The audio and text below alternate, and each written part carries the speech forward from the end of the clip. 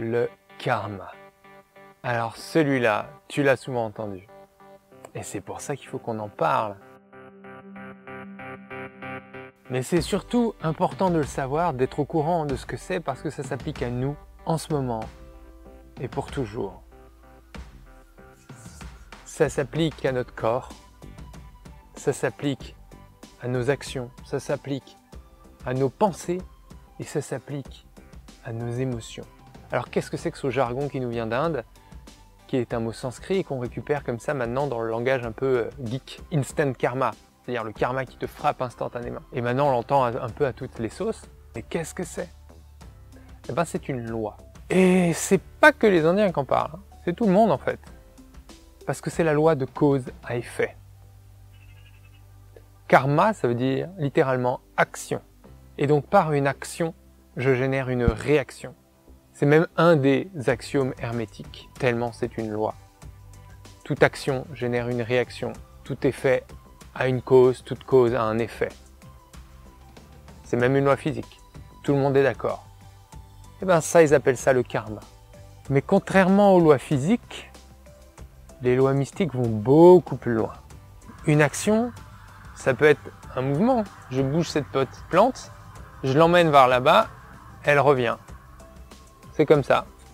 Action-réaction. J'entraîne un pendule dans un sens, il revient. Mais une action, ça peut être aussi une pensée. Ah là, ça change tout. J'ai une bonne pensée, eh ben j'ai une onde proportionnelle qui revient. J'ai une mauvaise pensée. Ah. Et pareil avec le jugement. J'émets du jugement, qu'est-ce qui se passe? Bah, je reçois du jugement. Et pareil avec l'émotion. J'émets tel type d'émotion, boum, c'est une action. C'est pas rien une émotion. Pas parce qu'on la voit pas que c'est rien. Il y a des émotions qui tuent des gens, il y a des émotions qui sauvent des gens. Il y a des émotions qui transforment une patrie.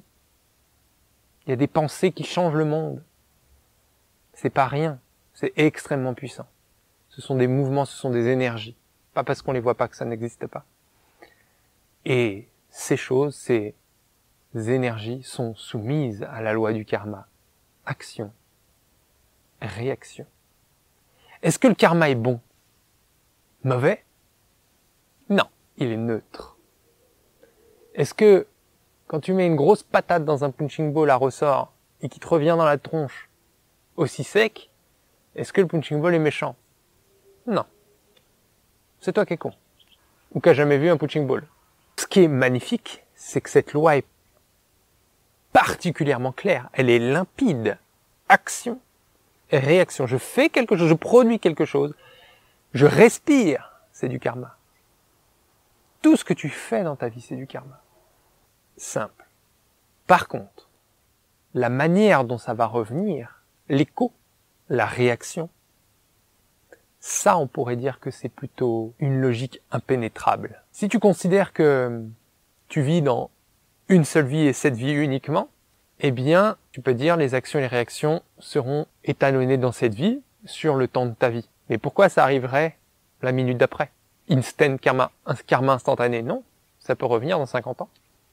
Tu sais pas quelle incidence toutes ces ondes ont eu, ces énergies ont eu, sont cumulées, sont divisées, sont soustraites.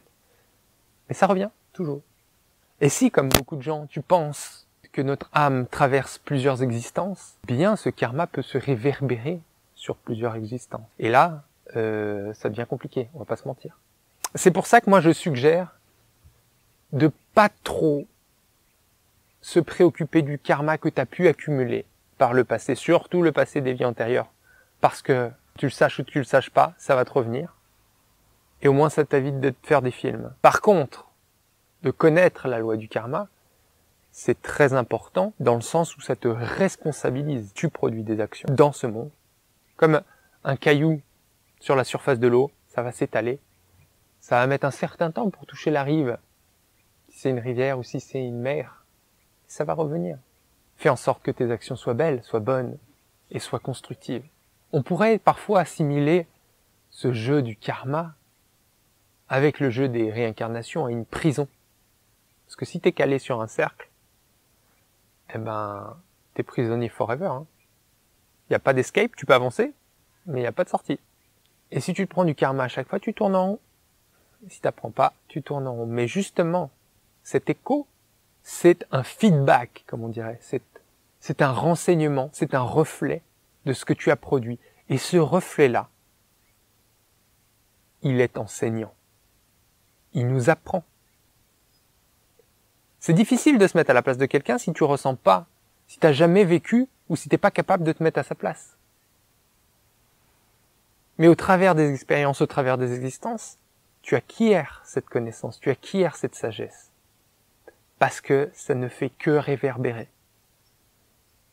Et finalement, cette loi qui pourrait s'assimiler à une prison devient, de manière totalement neutre, de manière totalement fatale, devient la plus grande des enseignantes. Parce que tu peux pas y couper. Et parce qu'à chaque fois, une action va te renseigner. Parce qu'elle va revenir. C'est pas toi qui as le dernier mot contre l'écho de la montagne. C'est jamais toi qui as le dernier mot. Eh ben, c'est pareil avec le karma. C'est pas toi qui as le dernier mot. Et si tu veux que l'écho s'arrête, faut que tu arrêtes de gueuler. Donc ça t'apprend. Quand on parle du karma, il y a un énorme piège, il me semble, qui me semble assez présent et prégnant en Inde. C'est-à-dire que quelqu'un est dans la rue avec une jambe en train de mourir, en train de mendier. On trace comme ça, vachement serein, on dit, bah, c'est son karma. Et lui-même, en réalité, il est pas trop vénère. Il est pas trop habitué, il dit pas ce monde est injuste, il fait, ben merde, je sais pas ce que j'ai magouillé dans les autres vies, mais ça devait pas être Jojo. C'est comme ça qu'ils vivent la misère physique bien mieux que nous. Et d'ailleurs, je trouve que même si la misère physique est vraiment un cran au-dessus de celle qu'on peut trouver en France, la misère morale est moins flagrante. Les enfants qui sont sales, qui jouent dans les poubelles, ils rigolent. Ils sont pas malheureux toute la journée. Les parents aussi, ils ont pas un copec, ils savent pas ce qu'ils vont manger. Ça fait des jours qu'ils ont pas pris de douche, leurs habits sont troués. Ils rigolent entre eux. Je peux même penser qu'ils passent des bonnes journées. Mais ces gens ont faim, ces gens chopent des maladies, ces gens vivent des tragédies, beaucoup plus que d'autres, et ces gens très probablement vivront pas très vieux. Mais cet espace-là, cette misère morale est moins grande, parce qu'ils pensent au karma. Donc tu vas me dire, c'est une bonne chose. Oui, sauf que dans celui qui voit et celui qui est, cette notion de karma génère une forme de passivité. C'est le karma, bon bah j'y touche pas. Et je suis pauvre, bah c'est comme ça, c'est le karma. Non. On a beau avoir un écho, des forces qui nous mettent la tête dans la boue, on a beau voir quelqu'un qui a la tête dans la boue, nous, présentement, c'est nous qui décidons. On crée son propre karma, on crée son karma de demain. Karma, c'est action. Quelle action tu vas faire quand tu vois ça? Quand tu es dans la merde, quelle action tu fais pour sortir de la merde? C'est ça, le karma. D'accord que c'est probablement des forces passées et des conséquences, des réactions de causes passées qui t'amènent dans ces situations, mais on s'en fout. Présentement, tu as ton plein pouvoir d'action. Et ça, faut l'utiliser. En permanence, faut l'utiliser.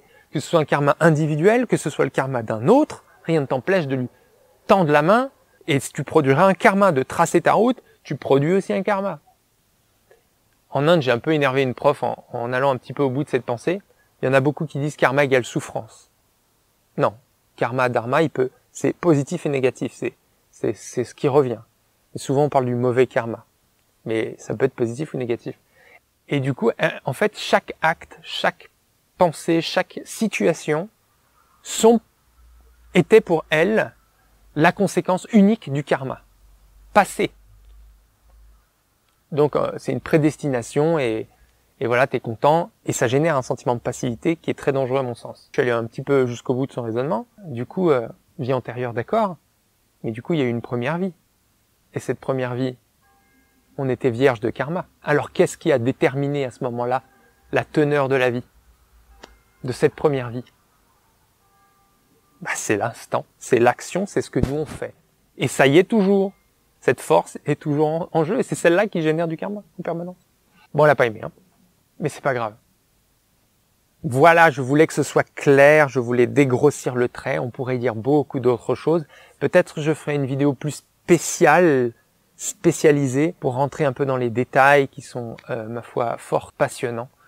Mais déjà, on pose les bases et je trouve que ça ancre une responsabilité et un pouvoir en nous qui est très important. Allez, sur ce, je te dis à bientôt.